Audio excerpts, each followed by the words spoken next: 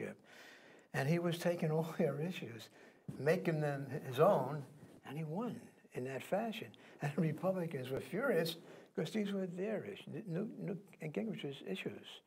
So this thing about Clinton and liberalism, it depends on what kind of liberalism and what kind of Democrats we're talking about.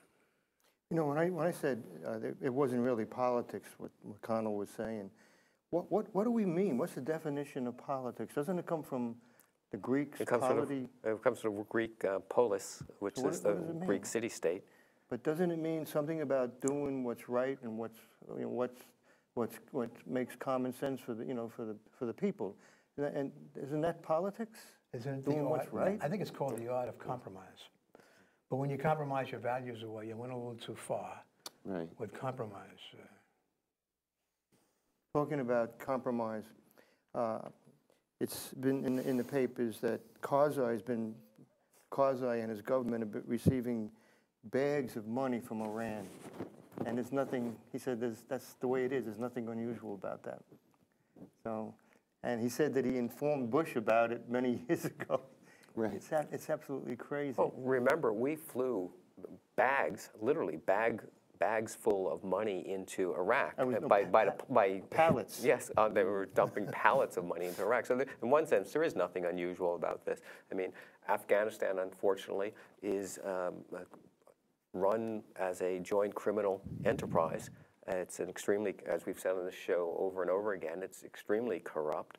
And one of the reasons why they're having so much trouble, I think, standing an army up to fight the Taliban is not that the Afghans need to be trained as fighters. They are, they've shown historically to be tremendous fighters. It's just that they lack loyalty to a central government. They are loyal to their local tribal groups or their local ethnic groups, their local religious groups. And we're in a situation where we're trying to stand up a government in a country where localism is really the most salient feature.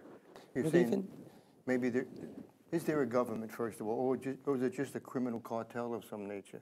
But I mean, with removing the label of Afghanistan, you could almost place that upon our own with the amount of business that we have in here in our systems, the corruption. I mean, it isn't to the extent that we're imagining it is over there, but when you're describing the situation, I just felt like, wow, you could almost replace U.S. Senator with tribal leader, and how we've latched on to these labels and terms that beneath those labels and terms are filled with these not always honest yet deceiving individuals who are out for their own intent, whether that be through a religious fact or a political or business driven.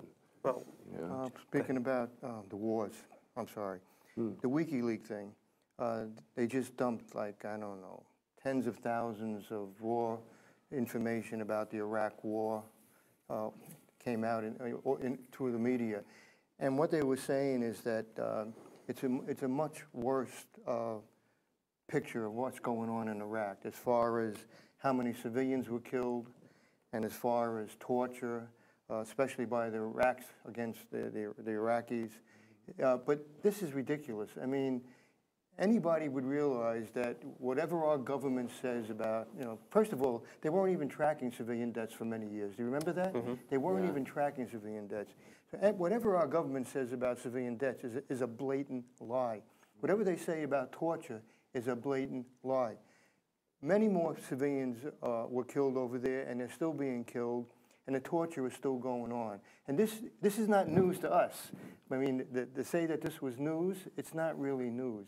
This is what's been going on all along. And we reported it over the last 7 years. I like to tell the story again because I met a young woman that had lived in Baghdad during the first war over there. It was what, 1990? The first Gulf War? In the early 90s, yeah, 1990. And she came here to East Hampton to visit some of her relatives, and I know her uncle. And we were talking, and her father was a professor at either Baghdad University or the University of Baghdad, where he was teaching English, right? And they're from Syria. And she was telling me that, you're never going to win over them. Basically, you're never going to win the Iraqis' hearts and minds, because with your sanctions and with that first war, you've already killed 500,000 of them. He says every single family in Iraq has lost somebody either to the sanctions or the first war. They'll never be with you. She says one night I was at home and the Americans were bombing Baghdad, and we had these air raid shelters. She said, and our whole town, you know, or the whole section would run into one air raid shelter. She said, one night I didn't get there in time, and American missiles actually went into the shelter and killed 8,000 of my neighbors. 8,000 in one attack. Now we don't hear about this, but they hear, you know, they hear it, they see it, and they disseminate it. And when I watched Obama on The Daily Show, you know, nothing came out about the wars. I mean, Jon Stewart didn't answer one question about the wars. It's absolutely crazy. Yeah, like I mean, I didn't. My father was in Cambodia during Nam, and I wasn't born to experience the 60s and the 70s, but I do know, looking back, it seems like the media, there was a large amount of exposure of what was actually occurring over there. While as now, which in my mind, kind of, you know, for a nation to see such imagery really sparked them out of the complacency that we're in right now.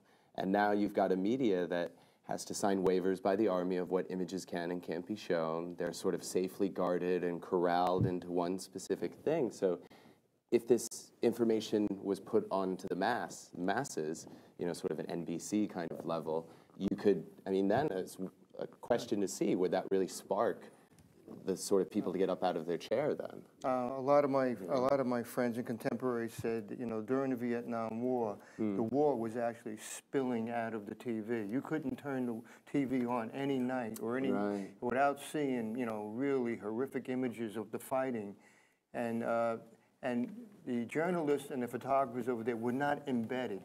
They were allowed to move around and cover whatever they wanted. Yeah. So they would join a unit.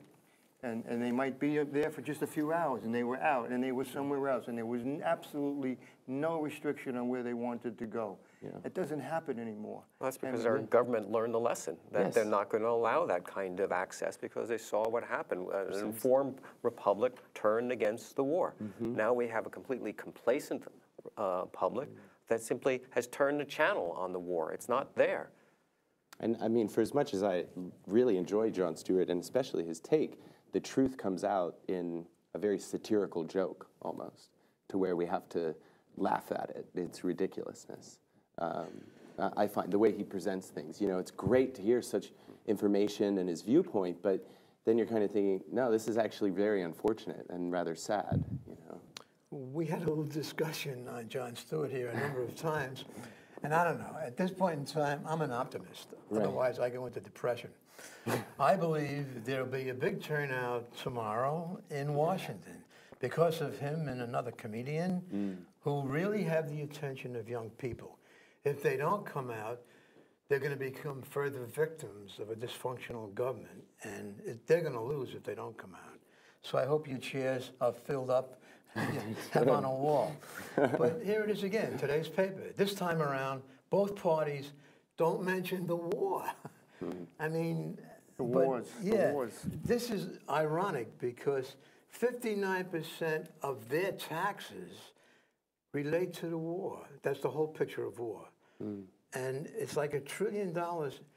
There's a figure in here from the Quakers, by the way. Each day, that war cost $1 trillion. Each day. In other words, the whole picture. Yeah. The guy's coming home, being cared for. So what are we doing to ourselves? And how come the people can't connect? Hey, this is their economy too, 59% of their taxes. And just one last comment I have to make here is, on Gorbachev, as we know, a Nobel Peace Prize winner, he's taking a lot of shots at Putin right now. He's saying Putin is slowing down the process of democracy. But this is what I singled out, and we should listen to this guy. He's a prophet.